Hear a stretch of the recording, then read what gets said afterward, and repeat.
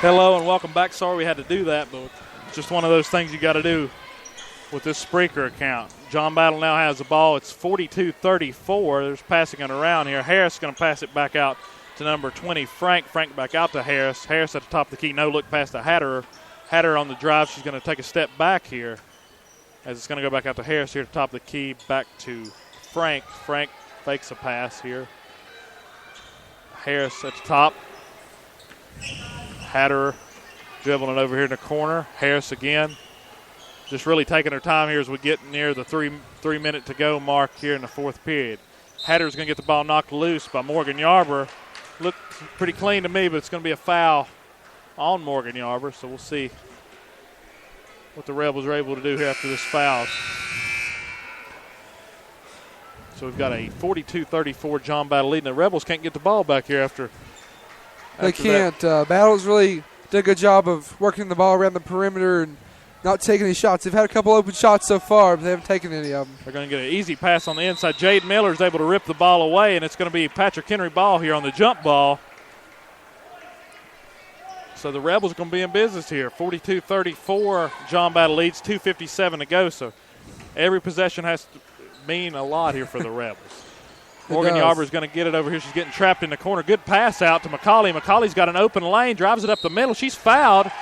That's perfect. That's a perfect scenario for the Rebels. She's fouled by number 32, Courtney Kinder, a freshman here for John Battle. So that's going to put McCauley up to the line for Patrick Henry. This is a good foul. For good foul on the shot.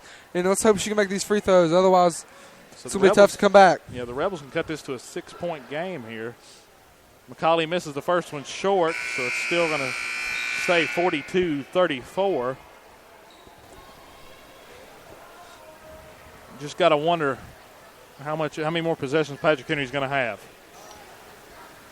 They're really getting crunched in time right here. Yes. This is do or die, so they say. Yeah. Second free throw is no good. Went every which way but down there for McCauley. It's going to be rebounded by Hatter. Hatter quickly down the court here. She's going to hold it on the outside to Harris. Harris to Hatter again up here near the PH logo. So they're really not stressing anything. Hatter is going to drive. Rebels got a good defense right there. McCauley forces Hatter to travel. So that there's what you wanted. That was a good call right there. Got 2:31 to go here. We've seen crazier things happen. We have. Morgan Yarber's going to inbounds it here to McCauley, and you can see a difference in this offense when McCauley's on the floor. McCauley's driving it. She's going to drive it to the basket there, and it's going to be missed. Looked like it was going to roll in right there for the Rebels, but it's unable to. They're going to try to get it quickly down the court here, but they're unable to make the basket, John Battle is, and McCauley gets a rebound as she passes it to Yarber, who's getting trapped over in the corner. And that's going to be a foul on Brooke Rutherford, who's playing pretty tough basketball down there, down low for John Battle. So we'll see what happens with that. I don't know what foul that was on Rutherford. We're getting ready to see, though. They should put it up. That's her third foul. So John Battle's got a couple girls in foul trouble here. They do. There's Rutherford's and that's going to mean free throws here for Morgan Yarber. These are big free throws. Hopefully she can nail these. We'll see if she's a little Cadence Wilmoth in her. Yes. Cadence made those two against John Battle 2 years ago in the state tournament with no time left on the clock. She did. To tie the game and take it into overtime. That was a pretty clutch moment for Patrick Henry girls basketball. It was also the year they went to state, so it was a big year for PH. Yarber misses that free throw, but she gets her own rebound, and they call a foul, or they call a jump ball. Something on Battle. I'm not sure, but we have the ball. Or actually, we don't have the ball. Actually, the last jump ball went to Patrick Henry, so that one goes to John Battle. It seemed like Patrick Henry was getting every jump ball there for a while. Chloe Harris set the inbounds here on the opposite baseline for John Battle. Rebels are really playing good man-to-man defense here. McCauley's trying to keep up with Hatter. Hatter drives to the open basket, and it's good. So now it's 44-34. It's a 10-point game with 1:54 to go. Morgan Yarber brings it up past half court for the Rebels. So the Rebels need to go here. Wilmoth on the drive to the basket. She looked like she was trying to draw a foul, but she missed the shot, and there was no foul called. So it's a 10-point game, 1:35 to go here, and you can tell the Rebels are getting down to where they're just going to have to either take this loss or just start fouling, trying to create turnovers. And you got McCauley out here guarding Hatterer, and McCauley's got 4 fouls. John Battle's going to call timeout here, so we've got 1:25 to go here in the fourth quarter, and the Lady Rebels trail the John Battle Trojans 44-34.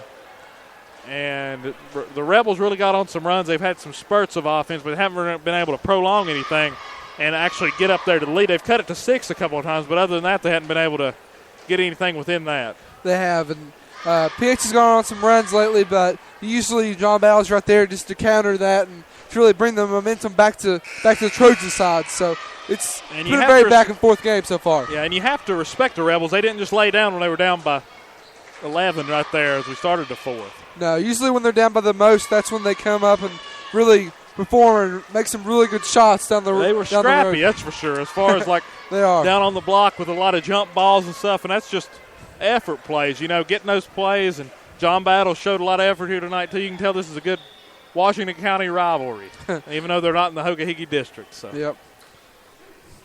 Something's I think happening here. If we would have, I'm not sure, switching sides here. I don't know. Yeah, they're switching sides here because of. But I think if we would have took a timeout a little sooner and try to combat that press, we would have maybe had a little better chance of this game. But that press has hurt us for way too long. John Battle's going to check it in here, and all they really got to do is wait on the time to end, or wait on the game to end, for that matter. Time to run out. And looks like the Rebels knocked that ball out of bounds there, McCauley did, but it went out of bounds off of McCauley, so John Battle retains possession here with 1:19 and counting down here. Hatter holds it out of top of the key. Steal by Morgan Yarber.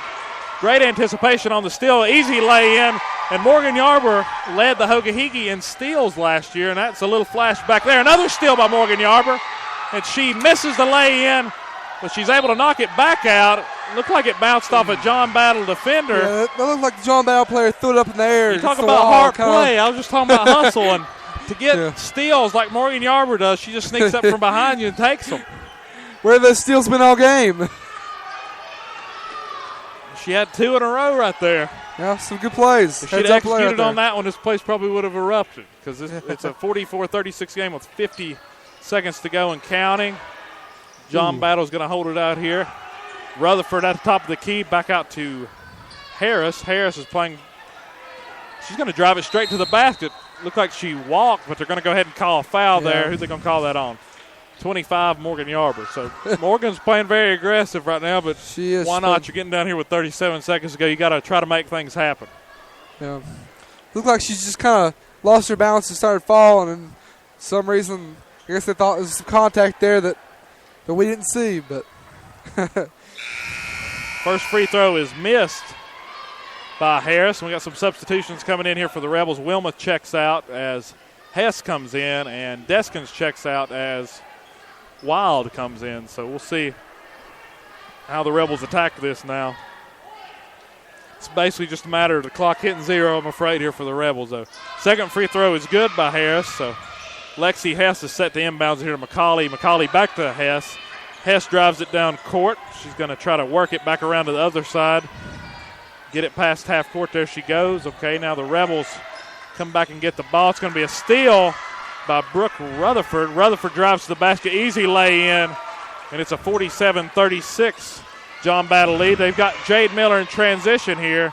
14 seconds to go. Miller's fouled, and it's going to be an and one as she laid it in there. So it's a 47-38 John Battle lead here with 13.7 seconds to go. And this little spurt here is a little too late for the Rebels, I'm afraid. It is. Jade Miller has a little over 10 points for this game, and she's had a pretty good game so far. She's been kind of inconsistent so far. She hit a lot of really good shots early, and then they put her on the bench for a little too long. When you think about it, she really didn't take very many shots right there in the second half. She didn't. She's dished it down to Carver on a couple of occasions, and they've been able to get some. She's got a couple of assists at least in the third quarter. We know Yarber's going to foul Rutherford. She has assisted a lot, but I just think that she was on the bench too long. I'm not sure that those little spurts where we weren't able to score points. I think it's because she was on the bench, but for some of them. So, well, one thing you can say about a player like Morgan Yarber, she's very aggressive. She's not going to leave any fouls in her pocket. She's not going to take any home with her. So. It's true. She'll leave it all on the line. She likes to create steals, and if she creates steals, it creates points for the Rebels. And tonight they just weren't able to get enough points as clock's going to tick down here. 6, 5, 4, 3, 2, 1 as they get it in here to McCauley. McCauley with the lay-in short, and that's going to be the end of the game. 48-39, the Trojans beat the Patrick Henry Lady Rebels. And the Rebels played inspired basketball in spurts, like we said, and they weren't able to prolong anything, and it just sort of caught up to the Rebels in the end. And John Battle's a great team. They were able to hit a couple good threes right there, as we saw in the first half. We're sorry we didn't get to the whole game, but at least we were able to get connected and do half the game, right? Yeah, at least we were able to do half of it.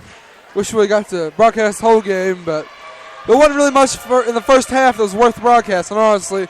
We had less than 15 points in the first half, so it's – yeah, as far as offensive production, the Lady Rebels really got it back together there in the second half, and they came out strong, and they put together a run right there, but it just didn't hold through. No, now we can see the boys varsity team coming out here as the Rebels are set to face off against the John Battle Trojans. And we're going to broadcast that game, so make sure you hang in there and stay tuned. It'll be coming up in about 10 minutes exactly, so make sure you get ready. About 7:55 we'll go on air.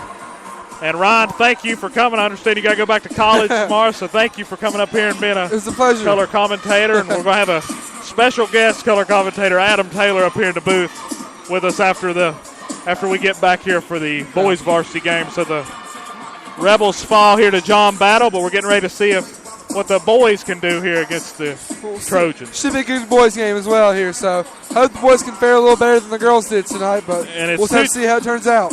It's two teams that are very hungry for a win. John Battle is 3-10, and Patrick Henry's 0-13, so we're going to have to see how these two teams come out. You know they're going to come out pretty fired up knowing that they've got a chance to knock off their in-county rival. It's true. Let's hope the Rebels can get a good win tonight, so I'm pulling for them. Hopefully they can get the win. Like I said, we'll be back at 7:55. So be back here on Spreaker Web Radio at 7:55. Thank you, and make sure you check back in. Good night.